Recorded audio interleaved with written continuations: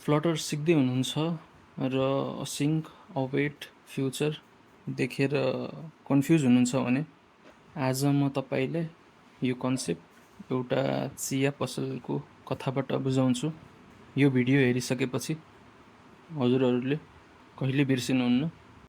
Now let's start the first episode of Flutter versus हाम्रो real life series.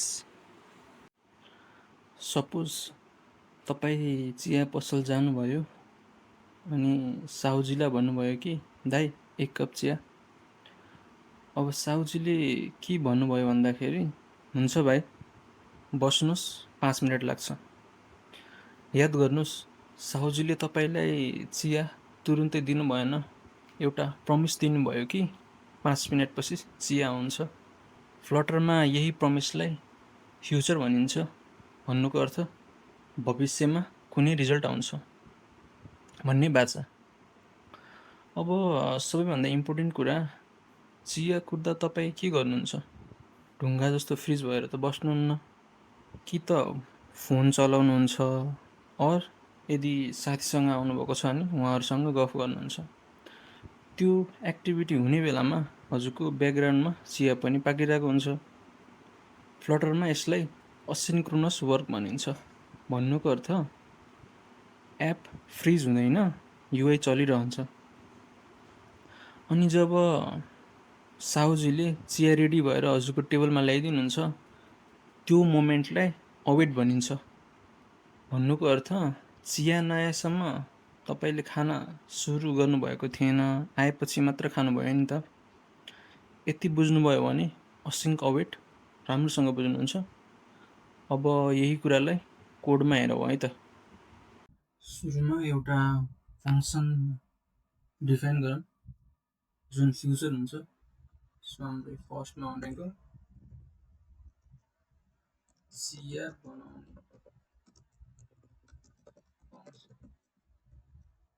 So यसको return type future हुनुभयो, string. त्यसपछि नाम चाहिँ मिक टी। अब यो फ्युचर प्लस यो जुन रिटर्न टाइप स्ट्रिङ छ यसले के भन्छ भन्दाखेरि भविष्यमा केही छिनपछि या केही समयपछि हाम्रो स्ट्रिङ टाइपको डेटा रिटर्न हुन्छ। अनि हाम्रो सर्टेन टाइम लाग्छ नि त होइन फ्युचरको रिजल्ट आउनु। सो त्यो केसमा हामीले असिन किवर्ड राख्नु पर्यो, जसले गर्दा यो असिन्क्रोनस वर्क हुन जान्छ। अनि त्यसपछि टाइमको लागि एउटा डिले राख्नु। ड्युरेसन अहिलेको लागि सेकेन्डमा 3 सेकेन्ड राख्नु। Making T. अब रिटर्न भनेको हाम्रो स्ट्रिङ छ होइन, सो रिटर्नमा टी इज रेडी। सो यो भयो हाम्रो future function.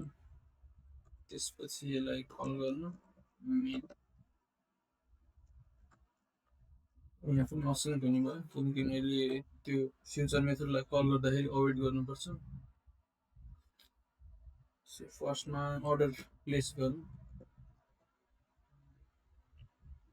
1 cup T. So यो भनेको हाम्रो अर्डर इज प्लेस्ड।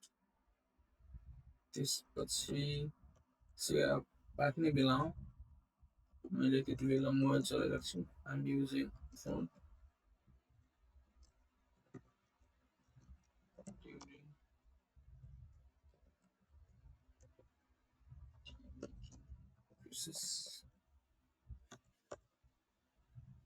अब मैले यो मेथडलाई कल गर्नु पर्यो होइन, मेक टी भन्नेलाई।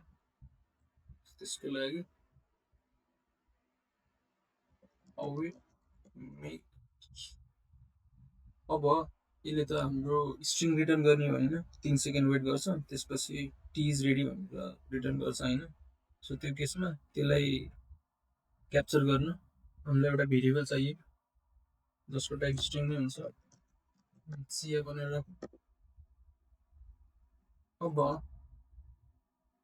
हामीले जहिले पनि फ्युचर मेथडसँग काम गर्दाखेरि अब अहिले त हामीले नेटवर्क कल डेटाबेस कल गरेको छैनौँ होइन, सो अहिले इरर आउने त हुन्न, तर रियल एपको केसमा कहिले कसो इन्टरनेट स्लो हुनसक्छ, सर्भर डाउन हुनसक्छ होइन, केही कारणले गर्दाखेरि हाम्रो इरर आउन सक्छ कि। सो त्यही भएर सधैँ फ्युचर मेथडलाई कल गर्ने बेलामा यसलाई ट्राई क्याच ब्लकभित्र राख्नुपर्छ कि।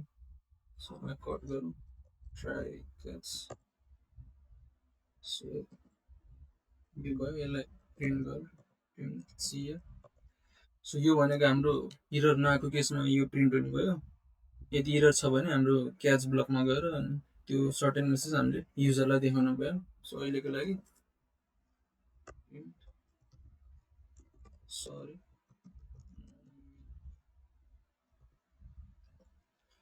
अब यो कोडलाई एकचोटि रन गरेर हेर्नु त।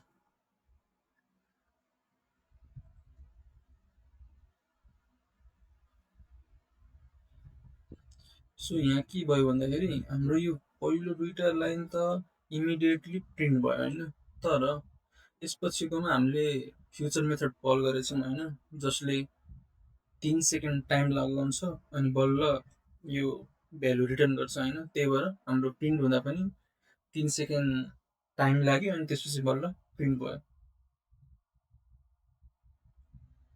त्यसैले याद राख्नुहोस्, फ्युचर भनेको साउजीको प्रमिस भयो अनि अवेट भनेको सिए नआए नखाने धैर्य हो। यदि भिडियोको कन्सेप्ट हजुरले बुझ्नुभयो भने यसलाई लाइक गर्नुहोस् र यस्तै नेपालीमा फ्लटर सिक्न चाहनुहुन्छ भने च्यानललाई सब्सक्राइब गर्नुहोस्। अनि यदि इन्ट्रेस्टेड हुनुहुन्छ भने डिस्क्रिप्सनमा फर्मको लिङ्क छ। यदि हजुरले वान अन वान अरू ग्रुपमा मेन्टरसिप चाहनुहुन्छ भने सो त्यहाँबाट फर्म फिलअप गर्दा हुन्छ।